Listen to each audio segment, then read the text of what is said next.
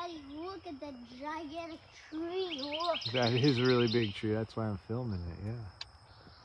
Look at that big tree.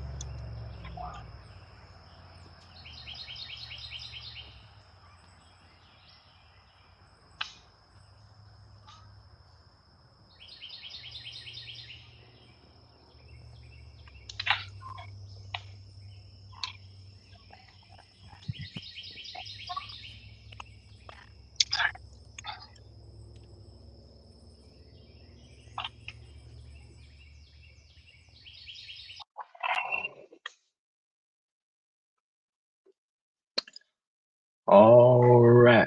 Ooh, doggy, we are here. We're here, ready to start Econing after dark. It is dark here. I think we're in a flood warning, so hopefully I don't wash away while this is going on. Let's add this to stage, remove that one, add that one. You don't want to see my continents taking up the entire screen. So we have here Marginal Revolution, so Econ Fun After Dark. It's where we go through and just go through Marginal Revolution, and then we also talk and things, different ideas come up in econ stuff or non-econ stuff, whatever you want, right? And so this is what we're gonna do because I love doing it and want to invite other people to come along and do it alongside with me. All right, Ron Copperman. How you doing? About to crash. How you doing, Ron? All right. So, is meat pieces rise to the economics of Texas barbecue?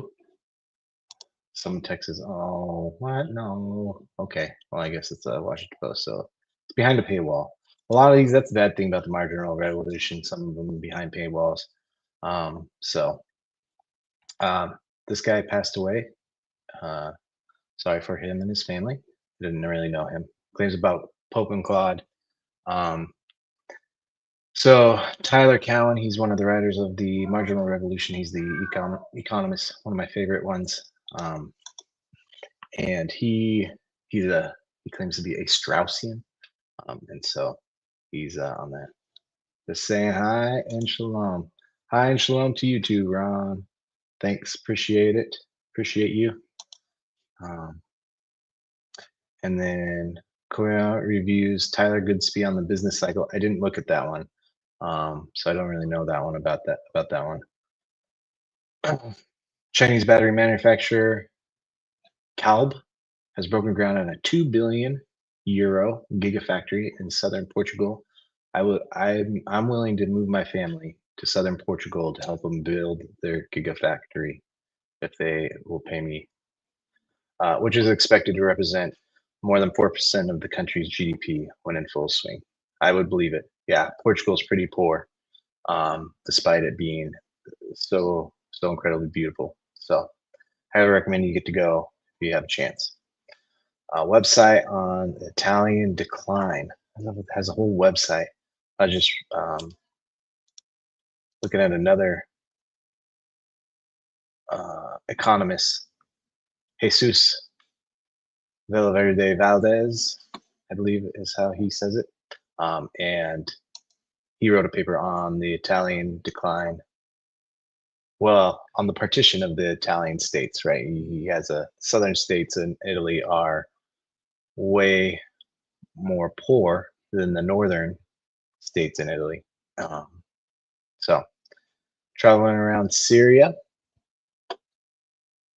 I didn't read that one. All right. 7 ways to avoid losing your job to AI.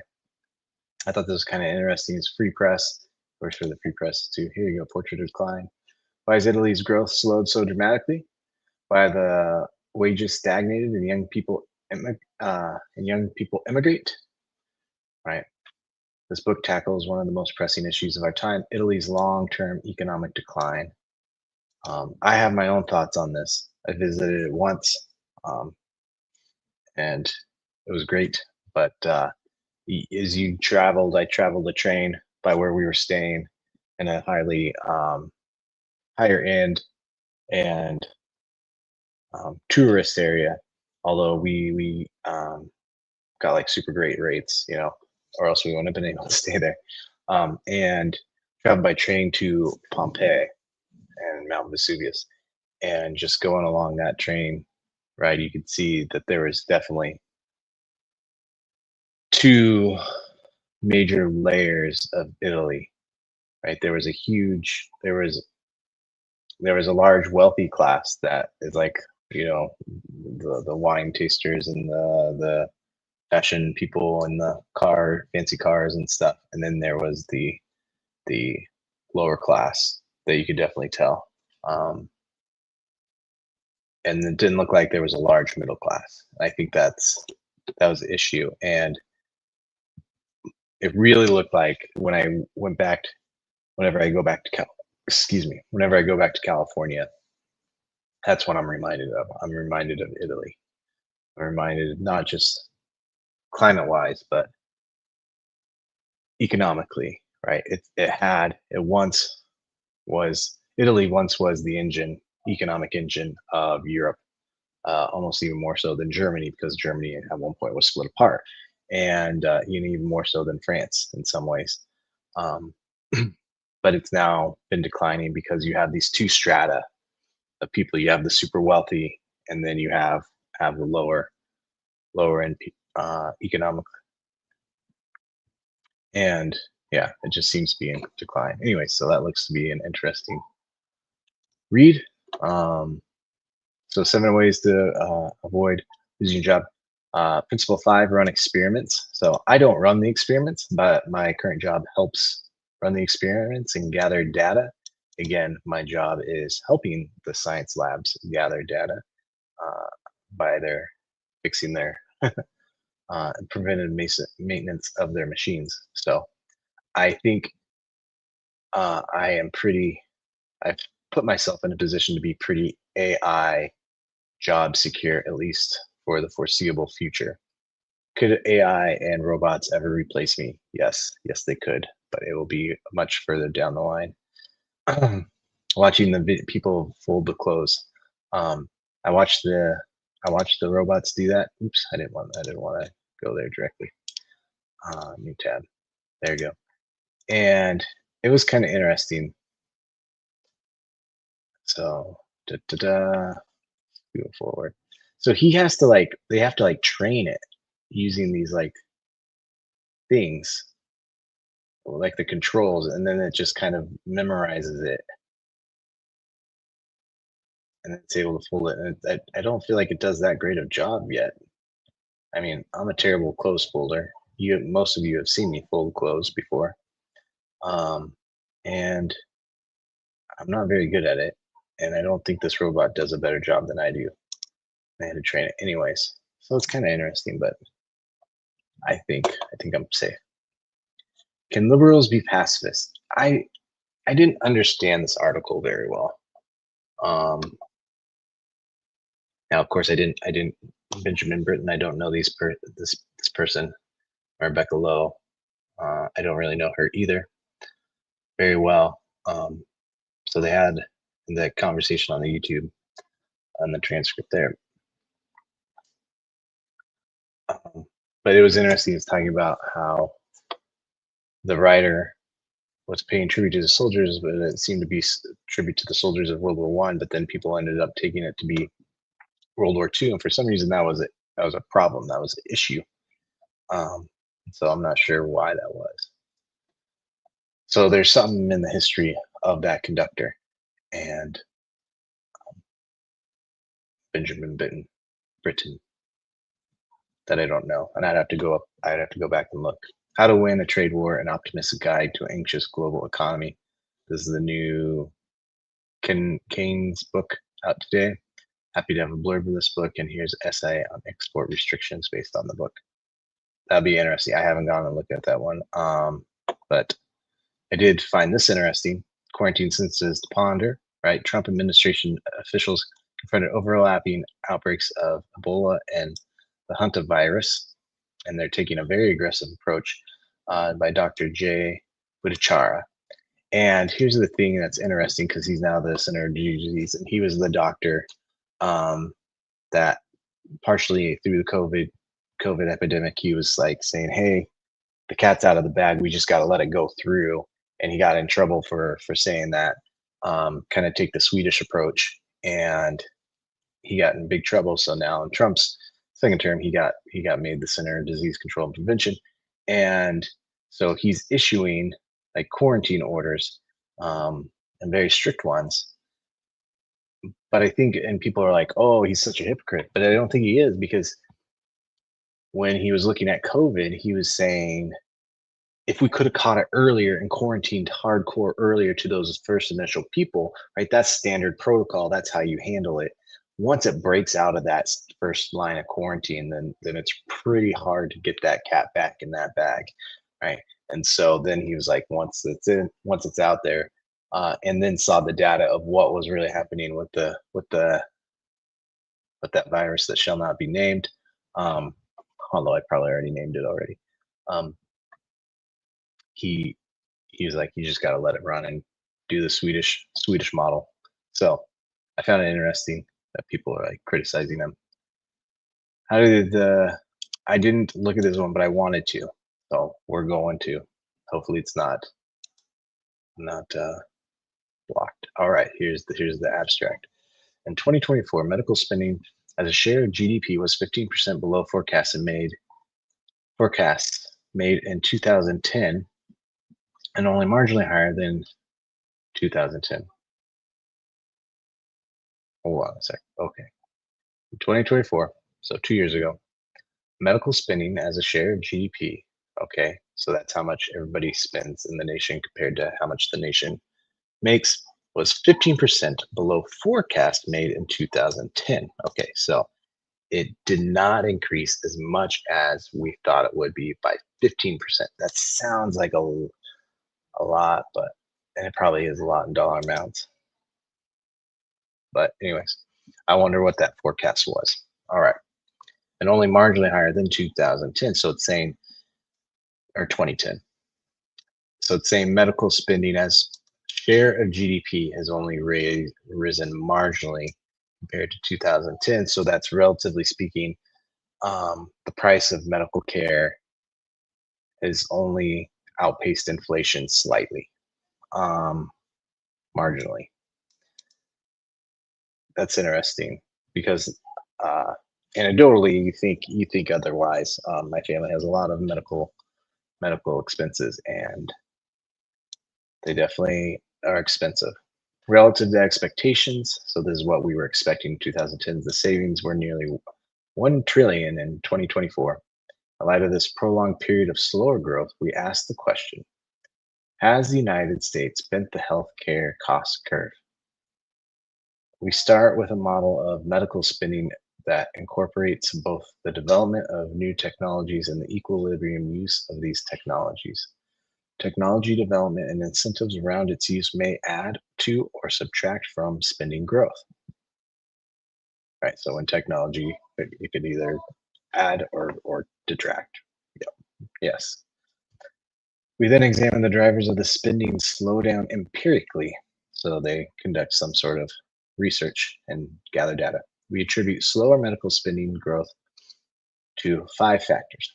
Factor 1, the development of technologies that simultaneously improve health and lower costs.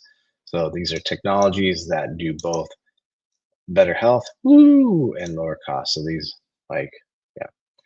So technologies that improve health but are lower cost. Long run supply elasticities. This is number 2. Long run supply elasticities that exceed short run elasticities. Long run supply elasticities that exceed short run elasticities. So it's saying that there are, over the long term, the supply of certain products um, will will catch up and supersede short run elasticities, meaning um, on the short, in a narrow window, it may look like we're running out of a certain type of supply, but in the long run, where eventually that's going to level out. So that's part two. Improvements in population health is number three. So people just be healthier. All right, and reimbursement changes that reduce demand and make demand. What is this for? Reimbursement changes that reduce demand and make demand more price elastic. All right, so reimbursement. So basically, they're insurance companies are not reimbursing hospitals for a lot of extra tests that they deem unworthy, although that then gets into an ethical problem of why the insurance company gets to deem something unworthy. We ran into this with our medical issues, and it's very frustrating. And so it makes demand more price elastic, right? And so less people are then going to be demanding it, so then the price of that will go down. All right. And number five, reductions in the rate of price increases. Right, so medical companies have slowed the rate at which they were increasing their prices, but it doesn't say they're decreasing their prices. All right, so those are the five. Like you're driven by some of the same demand factors. Okay. Because these cost slowing mechanisms are expanding over time, we conclude that the United States has bent the healthcare cost curve. That's a mouthful, though not as much as it could be or will need to be bent. Right, this is the. So it's like they did a little bit, but not enough. I would agree. All right. Why are you reading fewer books? Yes. Why are you reading fewer books? That doesn't really interest me, even though I did a joke about it. Dean Ball on the Papal Encyclical. I don't know what the Papal Encyclical is, so I will. My interpretation is let's see. What is it called again? Papal Encyclical.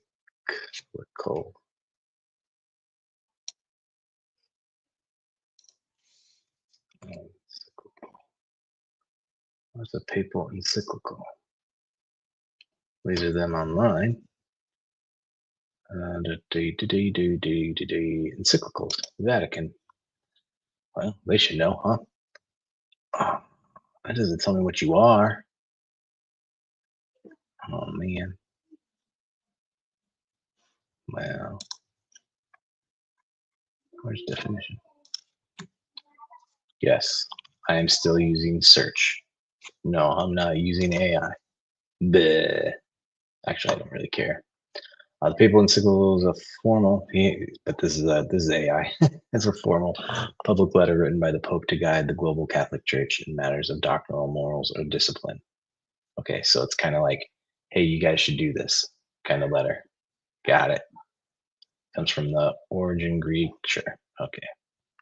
I know what it is now. Dean Ball and my interest is a little different. I suppose more stressing. The Pope is basically telling us that AI is here to stay. So I guess he wrote some AI. He wrote some papal encyclicals using AI, I guess is what's happening. Right? The Pope is presented with Anthropic. And this is where that matter quoted Tolkien and Gandalf. All right, and allowed the use of M dashes. Mennonite fact of the day. I'm interested in this one because I used to live around some Mennonites. I had some good Mennonite friends. Yeah, there are a lot of Mennonite colonies in South America. Let's see. Latin America is the new frontier for old colony Mennonites. Yeah, they are. Oops, let's get around that. They are spread across 200 colonies with 200,000 people in a combined area almost equal to that of the Netherlands and twice that of Israel. Linked article below. Yeah. Years of establishment of the colonies. Yeah, it's kind of interesting to read up on the history of the Mennonites and their movement into South America, because you'll find these colonies, and some of them still speak like forms of German or High German, or if they came from other countries, like because some Mennonites moved from Germany and they moved to Russia first before moving to North and South America. So some of them speak Russian as well. So it's really interesting. Because then you have some along the Mexican border with the United States. I knew there was a lot down here. I think it's Uruguay and Bolivia. So interesting history if you're interested, which is a tautology. Interesting history. Interesting. A one-time treatment for bad cholesterol. Twitter thread. Nah, those sometimes these are good and sometimes they're a little risque. So I'm gonna, since this is for public consumption, I'm gonna hold off. Sometimes Tyler puts some things that they're interesting, but you're like, I don't know if that's gonna show up well in my history. All right, the beautiful theory falls to ugly data. This was really interesting if you're interested in econ. All right, so the Coase conjecture is a conjecture about monopolies and prices within monopolies, and it's hotly debated. Hotly, he says.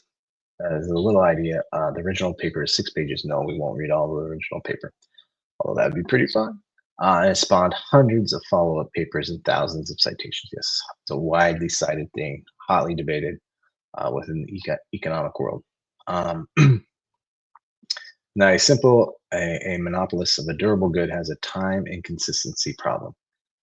Set the monopoly price. So durable good meaning it's going to last, right? So if there's a person that owns all the type of good that's going to last a long time, he has a time inconsistency problem. So he has a problem that over time, because the good's durable, people aren't going to come back and want to ask for it more.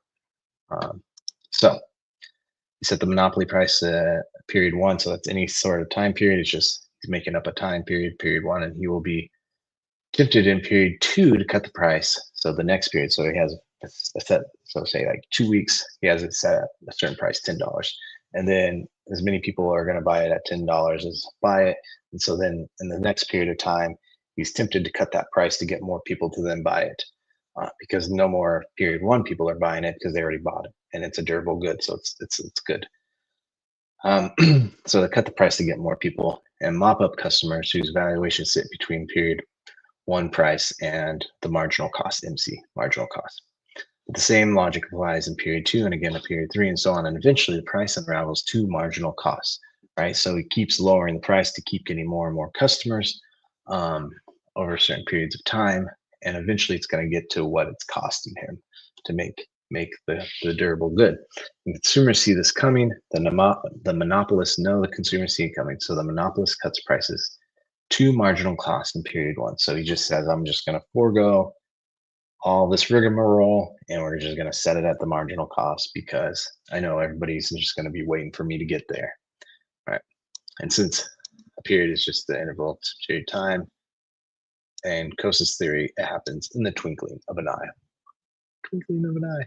So the theorists, so let's explain some of the debate. For all this theory, there's almost been no direct test of the Coase conjecture, apart from a handful of lab experience. Ours is one of the first papers to take the conjecture of the real world seriously, and they look at ebooks.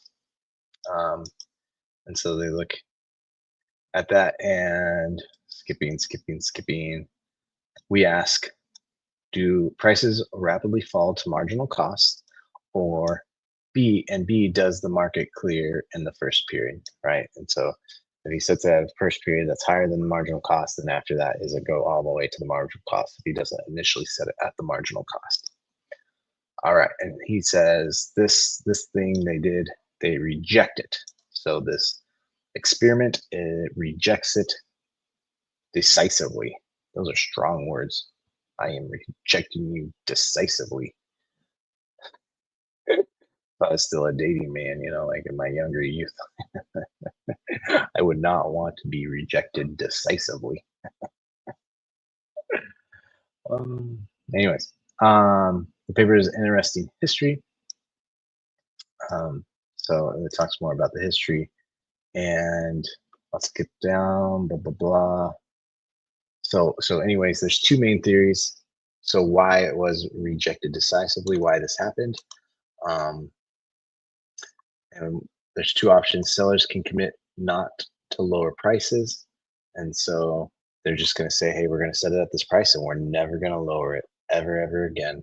And so like, or ebooks sometimes is like 99 cents because they were looking at ones that have gone into the public domain, so are free. And so oftentimes those are 99 cents. And then two, the other option is the outside option model of Board and Pythia. Sorry if I got your name wrong. I prefer the former. So this is Alex, not writing, not Tyler. So Tyler or Alex prefers the former, the first one. Sellers can commit to no lower prices, whereas his co-author prefers the latter, the outside option model. So this was super interesting that this was proven because Coach theorem was so controversial and talked about, and no one had really done an experiment on it, and now they did. And it is the beautiful theory falls at the end. A beautiful theory falls to ugly data. Who's to say the data was ugly? If it was ugly, then you couldn't have used it. Beautiful data. The beautiful theory falls to beautiful data. It was a beauty contest. There's only one that's going to go home, Mr. or Mrs. Economics. 3 findings. All right, Tobler catch rate really matter. All right.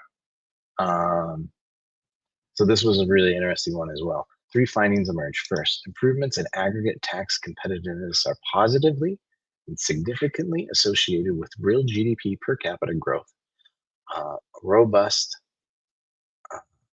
to a wide range of controls. So improvements in aggregate tax competitiveness. So aggregate, so total tax competitiveness are positively, and so improvements are positively. So in the 80s, right, there was this, they talked about Reagan economics and trickle down economics, and it was a huge punching bag for certain non-educated, economically educated people. And so this study, this paper shows definitively that there is such a thing as trickle down economics, and at least in terms of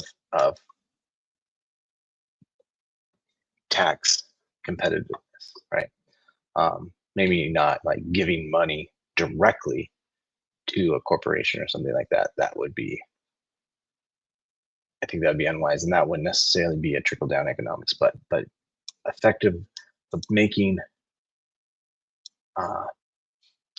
tax competitiveness a thing is good. Second, this aggregate effect is driven entirely by the corporate tax pillar. No other component displays a significant growth effect. So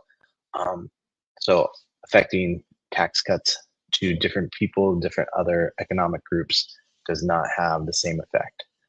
So just cutting taxes to a high level of income earners does not have the same effect as the same is cutting the corporate tax rate. The corporate tax rate is the one that you need to be adjusting and working on.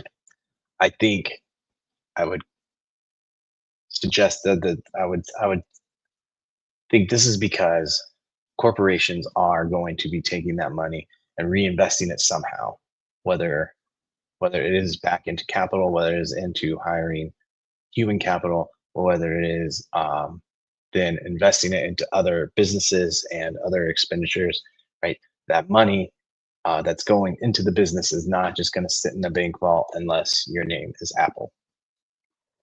And so then that's how it's going to be. Third, the corporate tax effect materialize contemporaneously and accumulates over time.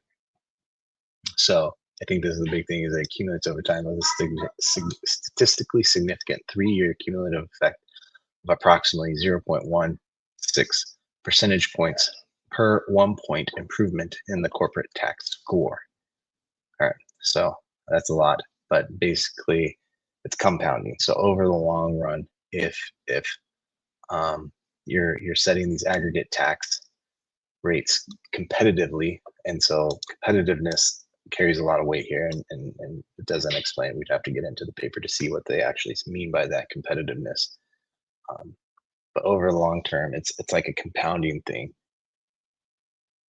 and so it's this many percentage points per 1 point of improvement in the corporate tax score. And so again, figuring out the metrics for that score would be helpful as well. But I didn't look at the paper. All right, what I've been reading.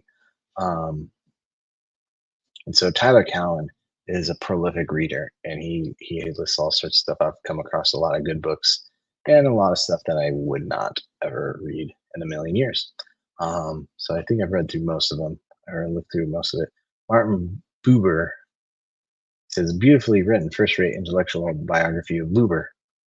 I don't know Buber.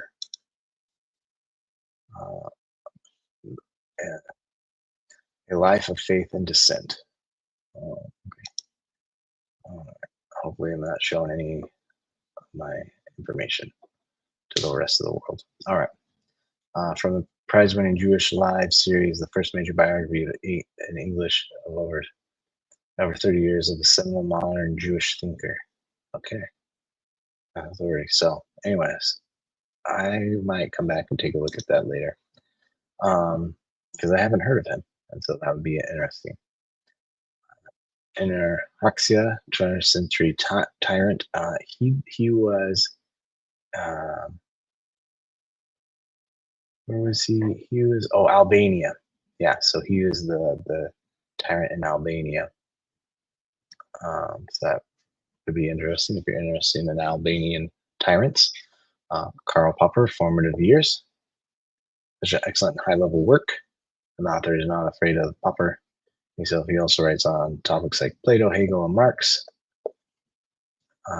Wittgenstein, so yeah, okay, that didn't appeal to me as much. James Joyce, A Political Life. I'm not really much into James Joyce. Susie Hansen, From Life Itself, Turkey, Istanbul, in a neighborhood in the age of Erdogan. An insightful look at Erdogan's Turkish Islamicism. Yeah, so Turkey's kind of an interesting thing. Parts have kind of continued to grow and continue to develop, and so in that sense, that's good. They've established some good industries. Like I know at the beginning of the Ukrainian war, like they were the top, sellers of drones to Ukraine. I think that's changed, but they had made some good movements economically, but at the same time, he's known for being an illiberal democracy, as Orban once said, and said an autocracy. And I remember I was in Europe when they had one of the Turkish semi-revolts or whatever, and they put it down, and it kind of seemed kind of weird at the time. So I have mixed feelings on Turkey, but I have been there. They didn't like me. They didn't like me because of my middle name. Silent Friend. Excellent, profound movie. I take this movie to be an engagement with the truths of German Romanticism, and asking whether the Romanticism decays over time or simply morphs into new forms and thus renews itself, even in the age of high tech and near universal measurement.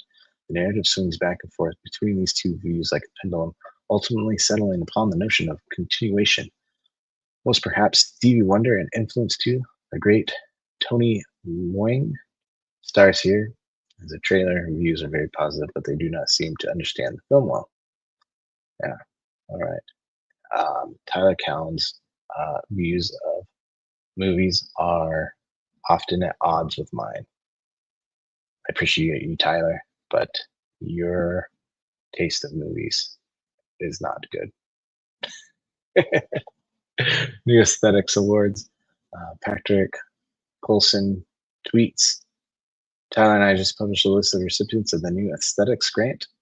Oh yeah, so Tyler is really about like help people wanting to make architecture great again, like having beautiful architecture within planning, and so a huge fan of him doing that. Sampling DNA from animal skin parchments. The making of Indian statistics. What happens if your iPhone is stolen in London? I don't know. What happens? Brazil school phone bans.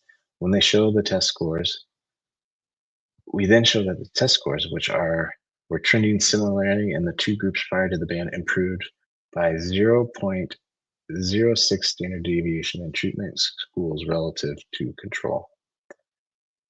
So that's not very good for a school ban. Tyler's been pretty critical on that. Once some of the first major studies came out, he's kind of pointed to them and saying, "Hey, it doesn't look like they're working, or at least not working as we thought they would." Travel and Stan, that must be the Stan brothers in Central Asia. Kid in China and Central Asia. Yep, the Stan brothers. These are these ones there. We did a 4-week trip to Kazakhstan, Kyrgyzstan, Uzbekistan, Turkmenistan, and Tajikistan. I would love to go there and visit the Stan brothers. I've been to the Caucasus region, and it is a beautiful, beautiful region. And I hear the Stan brothers are very similar. I might come back and read through this, but I recommend them. Modifying research paper formats using AI. That would be helpful. That'd be really helpful. I have a new working paper out with Whitney Afonso and Devin Duncan that does something I have not seen before in research paper, a model context protocol, MCP, that provides a structured way of interacting with the paper via a large language model. Yeah, so MCPs are structured with large language models to help direct. They use language models as a backbone for doing tasks. Yeah, and so then large language model is helping to process the information that the tasks are coming across. So model context protocol. I'm going to show you first what I did and then tell you what I think the opportunities are available. Without specifics, our paper introduces a pair of randomized treatments, priority and performance to elicit people's stated preferences. We do all the normal things of a research paper, collect data about the survey respondents, show various tables, figures, and regression results. For regression results, we show our preferred main specifications and selected robustness checks. Excellent. What is new is that I've built an MCP to allow users to interact with the data using natural language to run other regressions we either didn't show in the paper or didn't even think of. It also allows you to create new plots of the data, a subset it for other balancing tests and a bunch of other things. See the model notes. All right, to get the sense of this, suppose you go to the paper's GitHub. GitHub is a website that allows you to upload a lot of like code and things like that. And so this is his GitHub, and you could pull the code. Oftentimes you'll have a README about what to do if it's code, things like that, and how to use it. So this is the layout of the project. All right, how to run it, what to do. All right, so that's GitHub. If you're unfamiliar with GitHub, it's huge in programming circles. Download the data, server files, and all the steps to connect the MCP to your favorite LLM. The MCP is built knowing that what we have done in the paper and with the flexibility to do new things. All right, that's pretty cool. I like that. I don't know if it will catch on. That's pretty tough. I mean, it takes a lot of work to train your MPC, and then it takes a lot of work to download and run the MCP on that, all those steps. So it is cool. I like it. I don't think it's going to catch on quite yet. I think it needs to be the barrier to use interface needs to be reduced. Good for you, Justin Ross. Good for you.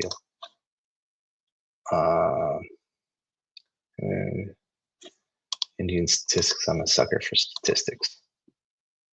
Whoa. That's a cool page. Scroll.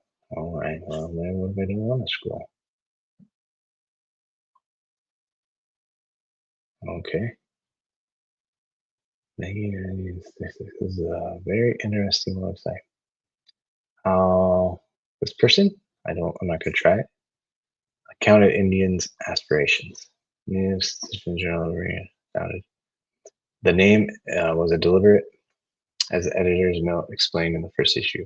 As we interpret it, fundamental aim of statistics is to give determinate and adequate knowledge of reality with the help of numbers and numerical analysis. The ancient Indian word Sankhya embodies the same idea. Sankhya is Sanskrit for number, but also by philosophical extension for adequate knowledge. This is the program that Mohammed was to champion. All right. Interesting. I'm not going to take the time to read all that today, though. Campo Grande, Bleg, Brazil. So oftentimes, if Tyler's traveling to someplace new, they've never been before, he'll do a Bleg.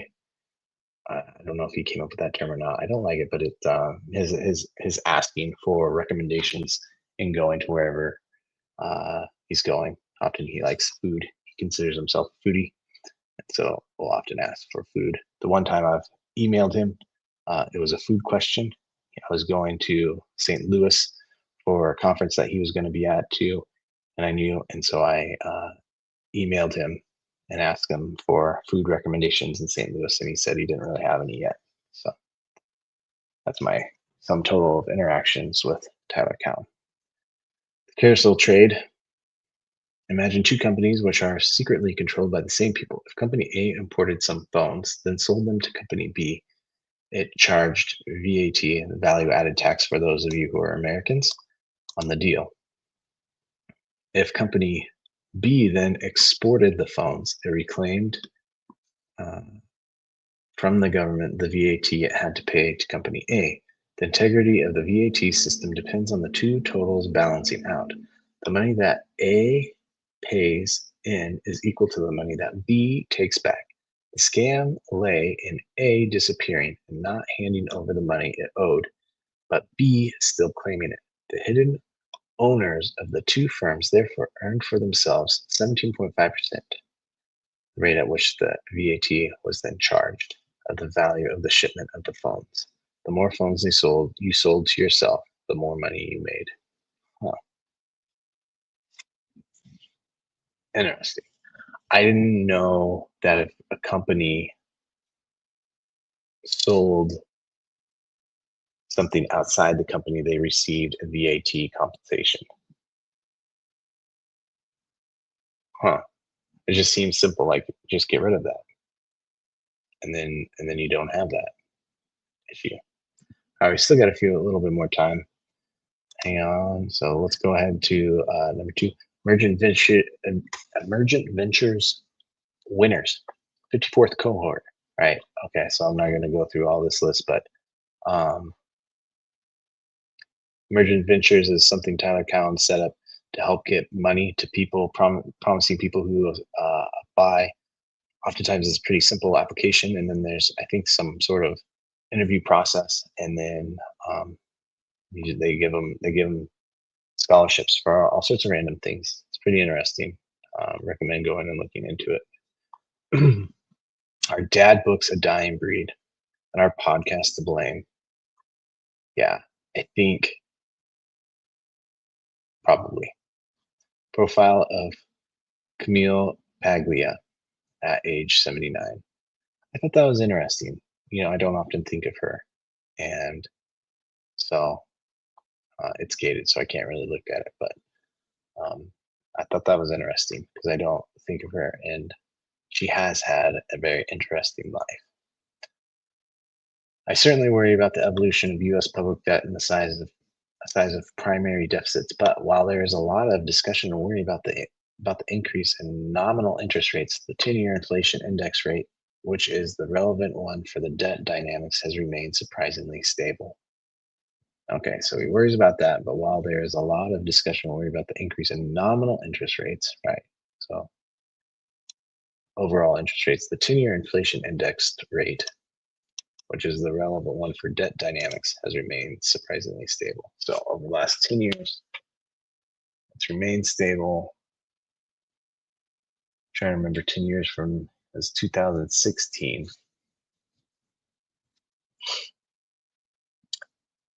We did have a slightly stagnant time then as well. I remember in Europe, they actually had negative interest rates for certain countries and certain central banks. So I think that might be why it's appearing to be stable. Interesting. All right. Uncertainty around imagination policy. Uncertainty around immigration policy, imagination policy. That'd be bad. But may have downstream effect on fertility decisions. We probably underestimate how much family formation responds to policy instability. We'll probably underestimate. Wow. Who are you to say I underestimate how much family formation responds to policy instability? Maybe I think it responds to it a lot. Well, so I go on. Scotland, no child deaths have been definitively linked to COVID vaccines, according to a report from the FDA that was quietly made public. Article here. No child deaths have been definitively linked to COVID vaccines. Okay, I can see that. I think it would be incredibly hard to definitively link something to a COVID vaccine unless it was a major allergic reaction immediately. Like the child got it, and within a couple hours or less, they went into anaphylactic shock. So that doesn't mean I don't think it's definitively saying that has been no effect.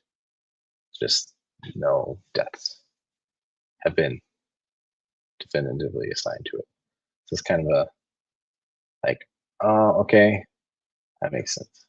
Liberal economists score an own goal against Bezos. Yeah, this was kind of interesting. So I guess I'm not on Twitter or X or whatever that it's called. But I guess Jeff Bezos said he wants it to be more progressive tax system and he wants to pay more taxes. And then other liberal economists are saying payroll taxes and consumption taxes are too high as well and things like that. So kind of missing the point. Bezos wasn't talking about that. He was just like, hey, tax me more. Whatever. So anyways, he actually wrote a lot on this. Is this Tyler? That's Alex. So usually the longer ones are Alex. That's why I was like, this seems like an Alex one. I'll scoot down here. Too long didn't read. Personally, I prefer the system true to the old rhetoric. A forced savings program with a closer connection between marginal payments and benefits. But if the left wants to reframe Social Security contributions as taxes and thus make Social Security all about redistribution to the poor rather than a wise savings program, roll the die, says Dice. Just remember that Altemeyer, Cohen, and Ball spent decades building the earned right framing precisely because they understood it as the program's structural defense against means testing and privatization. Drop the framing and you drop the defense. I suspect the privatizers at AEI and Cato will happily take that trade but the left may come to regret making it for them. All right. So by saying that this is an earned right, right? Social Security is an earned right, and therefore,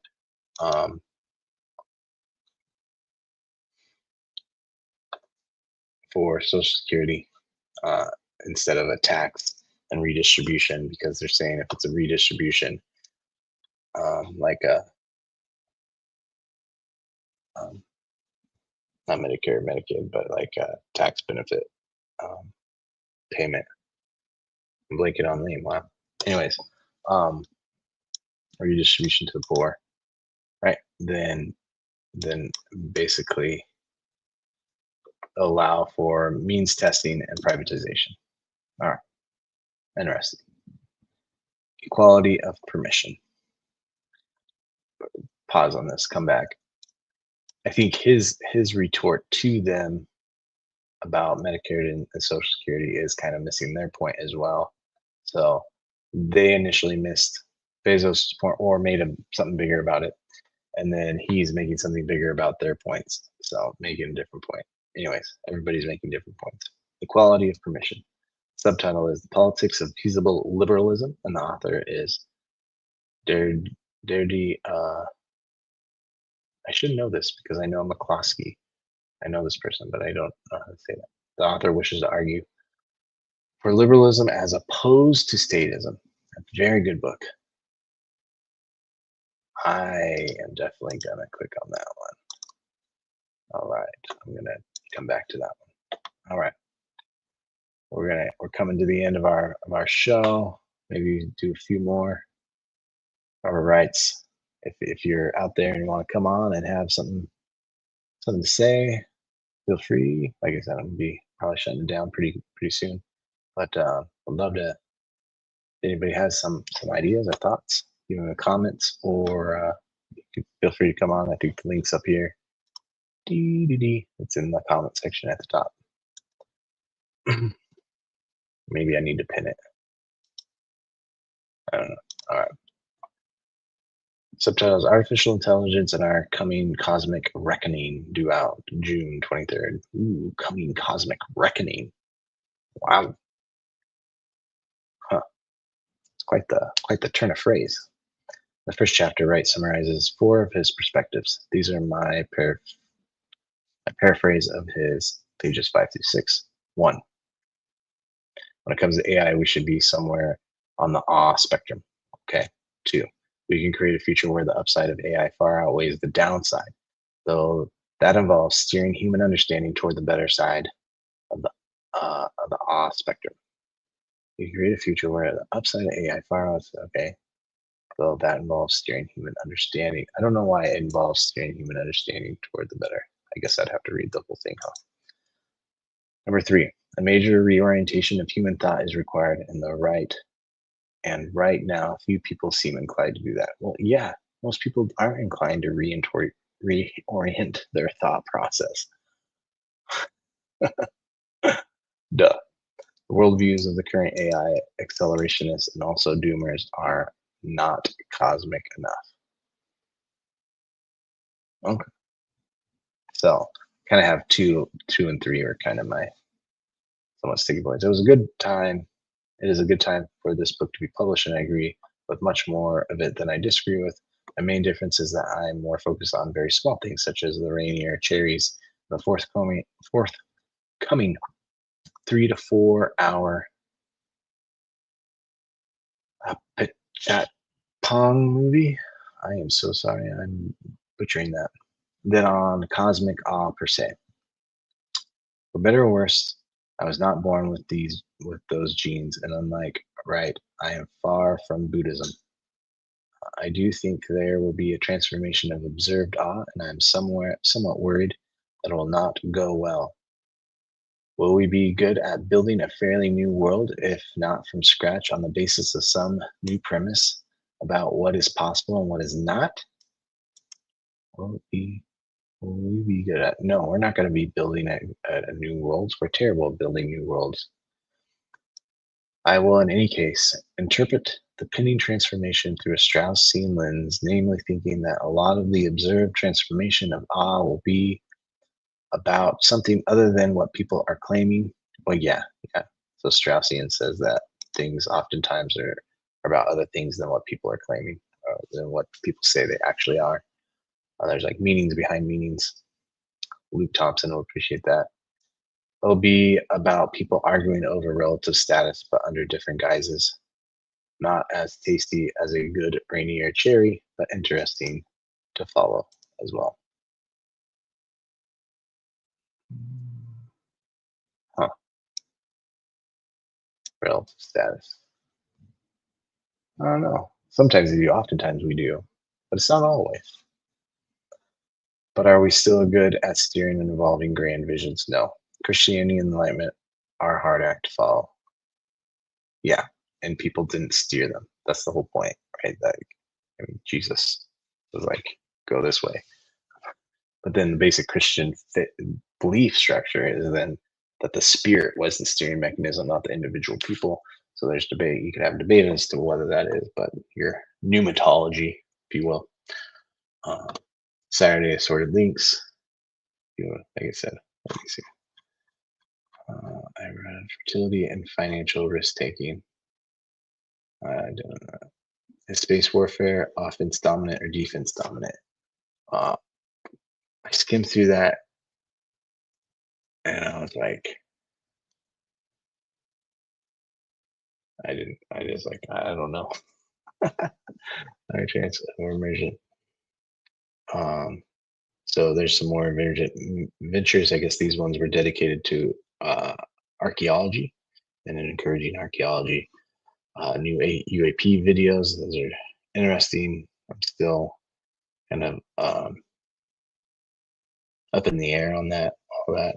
I'm wrestling with it. One reason why childcare is so expensive in the US. Let's see. Oh, it's the op-ed from DC. So I left a comment in this one. Some of these comments are terrible. Recent. Eolson. There I am. Huh, on the most recent one. Right. On number one, a former George Mason Econ grad, Anne Claire Flowers, just released a paper on this. Her interview about it with another GMU, George Mason University graduate, Marcus Sherry, can be found here. Ha. Yes, it can. I highly recommend you go watch it. You want some more econ fun. First time in decades, the new recent graduates with at least a bachelor's degree are consistently higher unemployment rates than overall American workforce, according to data. Yeah, this was kind of interesting. So getting a bachelor's degree, you're going to have a higher unemployment rate than just not being there. And not getting to college. That was really interesting. On his redux of his ideal university, a 15-minute weird Brazilian album. I'm not going to click on the history of social science funding. That did not sound interesting. Herman lives in on Harvard grade inflation. Yeah. Who gets laid off first? The measures. And work from home. Yeah. All right. And the Roman glass man. What are they? Laid. You need to pay attention to actual history if you're given account. Yeah. This is from Frank Fukuyama's forthcoming memoir. Recommended, of course. Right? Frank. Goes Frank. Chase Cook. Rob Stafford on what AI money should learn from the golden age of philanthropy. Boys of Dungeon Lane. That was interesting. I didn't know that was. So this is the album, Paul McCartney's new album. It's called The Boys of Dungeon Lane. I did not know that was the new, his new album name, and that's such an interesting name for an 80-year-old rock star. Well, I think that about does it for us today here at Econ Fun After Dark, May 27th, 2026. Thank you for watching with me. I hope you have a great evening, and perform lots of marginal cost benefit analysis in your day-to-day life. Not really. I mean, you do that anyways, but don't sit there and like actually be doing it. Maybe it will be a benefit. Just rambling now. Have a great evening.